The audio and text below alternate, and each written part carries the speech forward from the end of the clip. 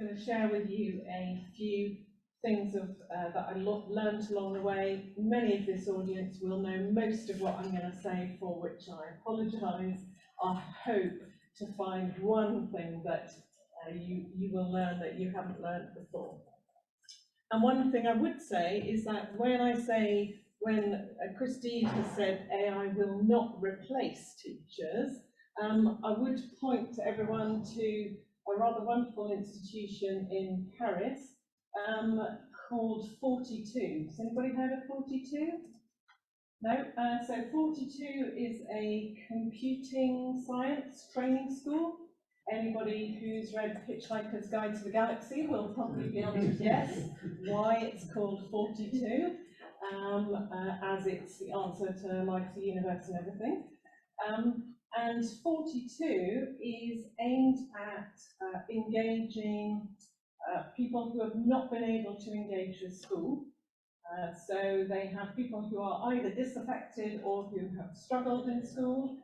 They want to get a relevant certificate or training, so they come to 42, which is sponsored by industry and government, and they sit in a kind of big teaching space like this with no teachers.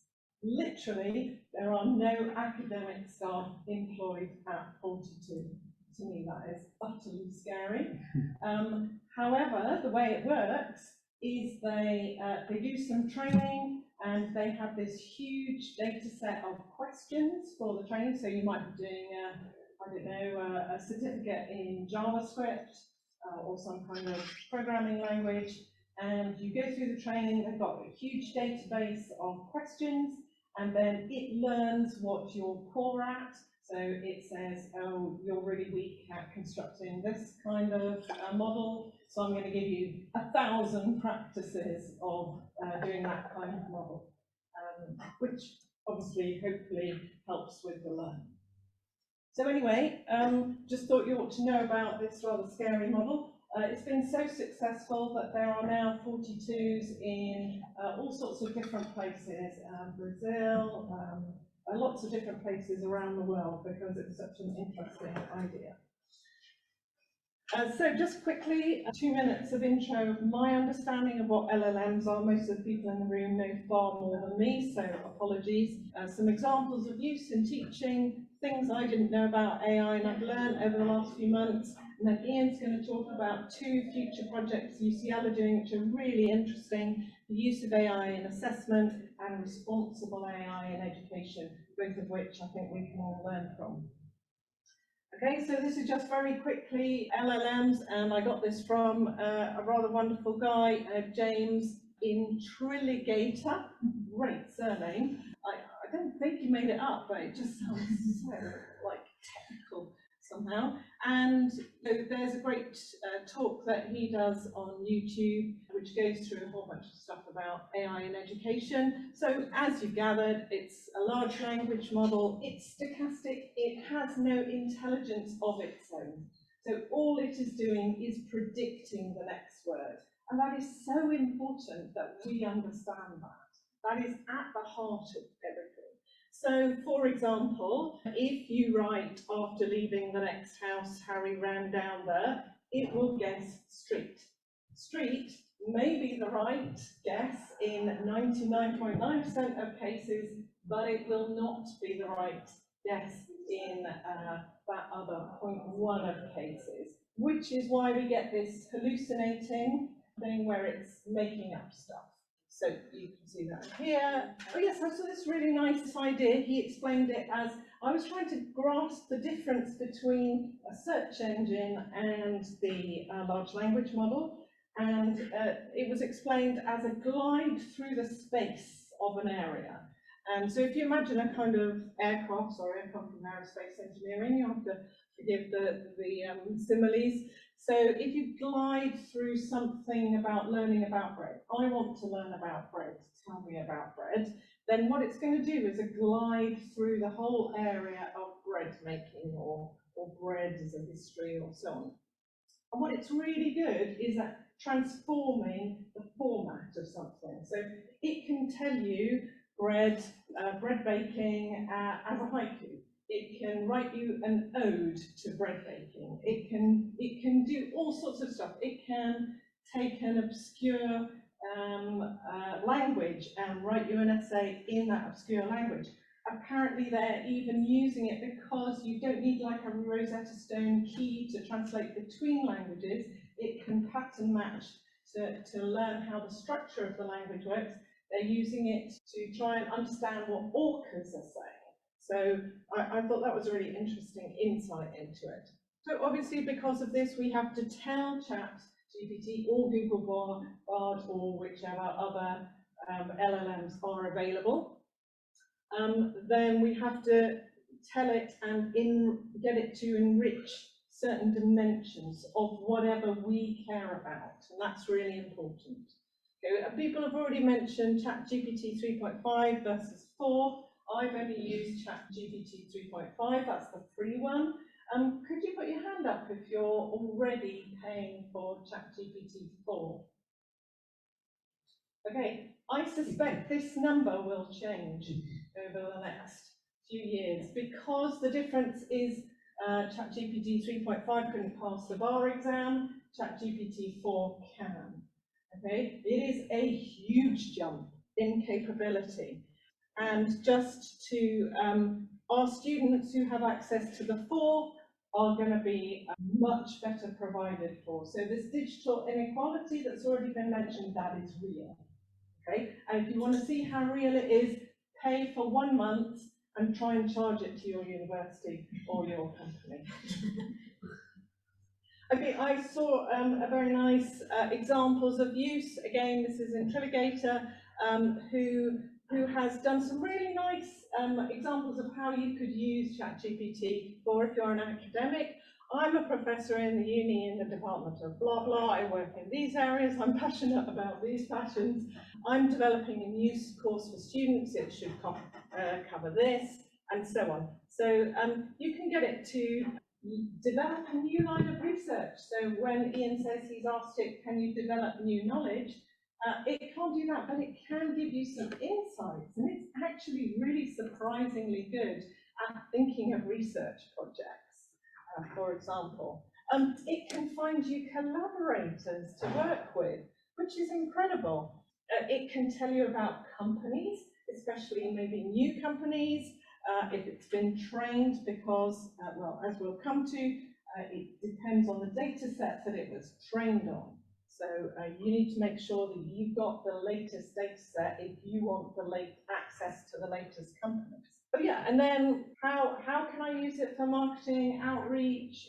Could you write my research for me as I can present it to a 6-year-old in a primary school, which is something we're constantly having to do, surprisingly, or to present it to a general audience. All of these things it is really good at. So this is an example of something I've done recently, which has saved me approximately 20 hours of work. And I just found this tool by chance. What my scenario was, Airbus actually very kindly mentor a team project for us in the final year, where 8 students work together. They're given a brief, and they pretty much always want more from Airbus than Airbus can give. So they constantly say to us, we need more input from Airbus. And we're like, we're really sorry, Airbus have already been really generous. So what do we do? How do we give them more? They're not interested in asking stuff from us. We go, oh, we can help you, we can. And they're like, oh no, we need it from Airbus. So what we thought of doing was interview the students, because they're very interested in learning from each other, obviously. And so we interview the students from a previous year who normally have left. So we interviewed them at the end of the project and asked them to give advice to the next generation. Students came up with some wonderful advice. Some of it was utter rubbish, and we wanted to delete it, but most of it was golden, absolutely fantastic. So I was then left, after doing these interviews, 8 hours of audio to edit. And I needed to do it because I knew what was the rubbish and what was not.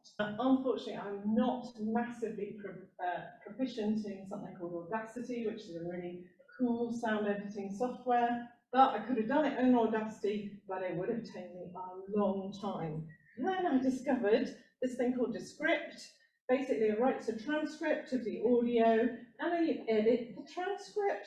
Oh my goodness, it's so simple. It is not fantastic. The end result I would not want to put on Radio 4.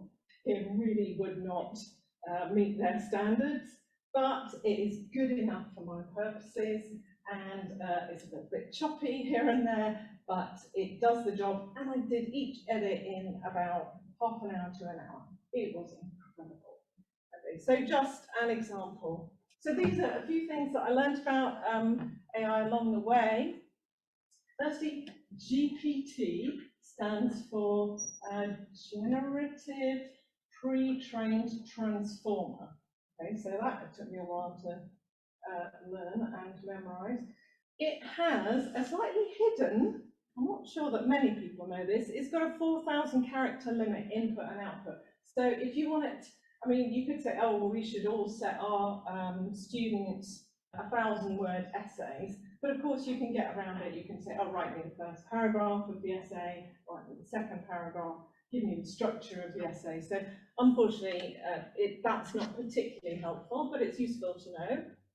You can interact with the API using language called JSON, and actually some of my colleagues want to train it to generate a whole series of maths questions for engineering maths, and they're going to do that using JSON because it's a really efficient way of automating something. It's really poor at separating concepts. So I have to give a kind of commencement speech for an honorary degree recipient. I said, oh, can you, who's an astronaut and who has loads of stuff online. So I said, can you write me a degree commencement speech about this person based on this commencement speech about this person, which I found a colleague's one which was really good. And I thought, oh, really nice little shift across. And then it mixed up the two people.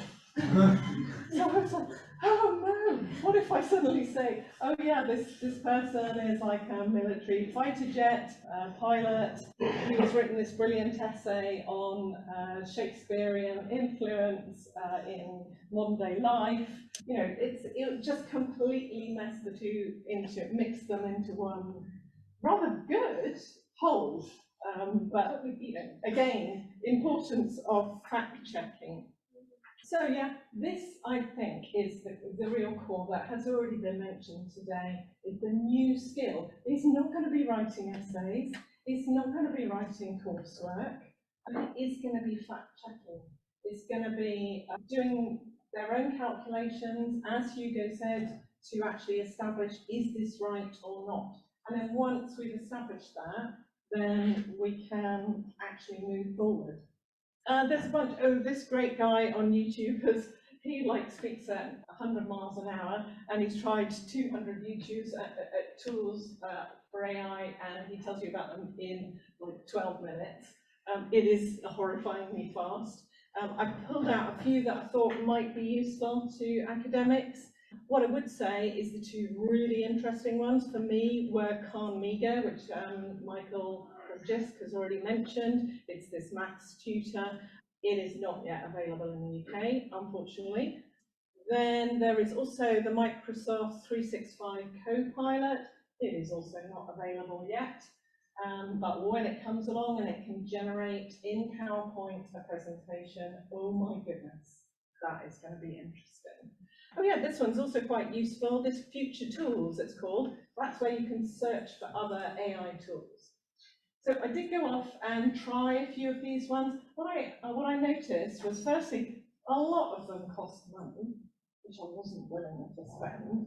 I did pay for some credits on DALL-E, which is the image generation one, which you saw was an example. I'll give an example there. I'm tempted to pay for ChatGPT-4 just to see what it's like, because I feel I ought to.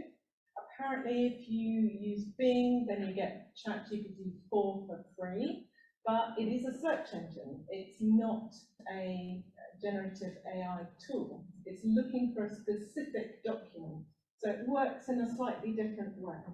So I've been told that it is not the same. And just to point out, there's, a lot of these things are still coming, they haven't quite arrived yet. So I found it quite frustrating when I was trying some of these tools, because a lot of them said things like this, or you can't access this now, or yeah, you're going to pay $30 a month for it, and so on.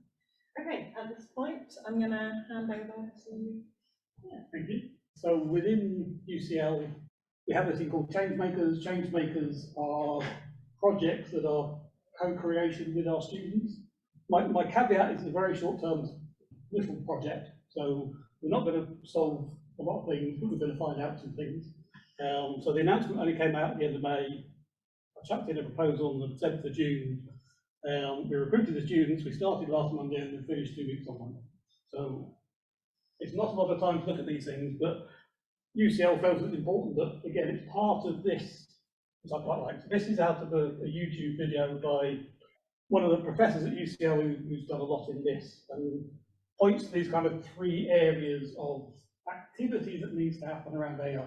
And I thought it was quite useful. So this bit, we're kind of partly in this area, just getting ourselves educated about AI and what its capabilities are, so that we can have intelligent discussions about how we apply AI in HE. We've got using AI in education to tackle some of the educational challenges, and things like grade, I guess, is an example of an AI tool that does that. One of the big challenges is marking workload. We've all faced that, I'm sure. And this one, again, I like a lot. So changing education to a focus on human intelligence and prepare people for an AI world. So again, I think the things that we do within HE need to focus on how do we get our students to a point where they can intelligently use these tools to come out with better outcomes overall. So I've put the link on there, so when you get the slides, I'll add that to the Padlet as well. So we've got 2 projects running, and overall I think UCL is funding 63 of these projects. They're not funding me or my co-lead, they're paying a stipend to the students. And this first project that I put in was really trying to get a real understanding of how students would use generative AI to tackle our kind of assignment. So I'll show you an example on the next slide, but we're not doing equations and course sheets in that sense. We're more in the essay style of things. So that's what we're trying to do. One of the important outputs for us on this will be the students, again, tell future students how to make use of these tools in a good way. But also, hopefully, it will give us as tutors information that will allow us to think about, okay, how can I adapt my assessment? Again, not to try and get to a point where AI can't be used, but to get to a point where AI can be used, but we still see the contribution of the student, because that's the bit that we want to assess. So you can see here we've got a couple of students, Jeroen and Najma, are helping us with this at the moment. So I'm not expecting you to read all of that, but it was just to put an example of the type of assignment that we would put on people. So that's what they're trying to answer when they get an assignment brief from us. So there's a lot of big questions, and then we try and break it down into a few steps to help them along the way, but there's still a lot they've got to explore. So what we're doing in this one is thinking about, okay, there are various stages that a student goes through to tackle an assignment. So first they've got to understand the brief, then they go away and try and find some relevant literature. Quite often we ask them to pick a case study. In this case, I've told them what the case study is, but in other ones we ask them to go and pick one. And so the students are choosing which of these stages they think AI will give them the most use, benefit. And then they're going to go and try using ChatGPT on one of our previous assignments and finding out just how useful is it. And then hopefully they can create some guidance for future students to say, okay, if you do it like this, this will be helpful.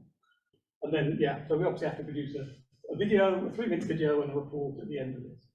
So that's one of our little projects, and obviously we should get some results from this fairly soon, in a few weeks' time, and I'm sure we'll be happy to share what we found in this one at least.